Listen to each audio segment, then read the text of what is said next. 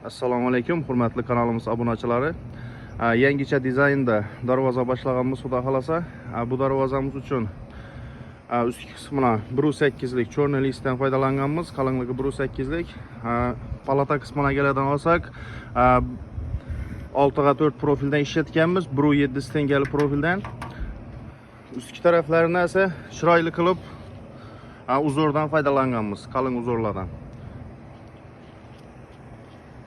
Endi darvozamizni xudo xolasa ichkari tarafini shumka qilib, polностью orqa tarafini apshukasi bosiladi.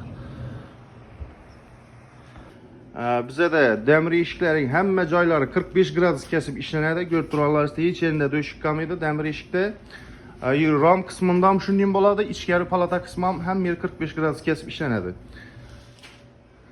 Qullaplarga keladigan bo'lsak, qullaplarimiz polностью suvarka bo'ladi kontachkada. Arka taraflar ham shu fasonda suvarka bo'lib, hamma yer shpaglovga hech qanday narsa urilmaydi qullapa. Ikki ham taraf ham suvarkadan dolib chiqadi обязательно.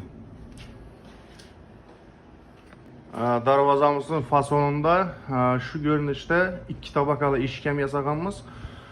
Xudo xolasa polностью kraskada boshlangan jarayonlardan ko'rsatib o'tamiz. Hamma joyini, buning ham ichkari taraflarini shumka bo'ladi, обязательно orqa tarafini.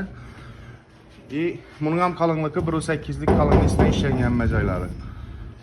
Ahmedov temir eshik korxonasi xudo xolasa yangilik qilishda davom etadi.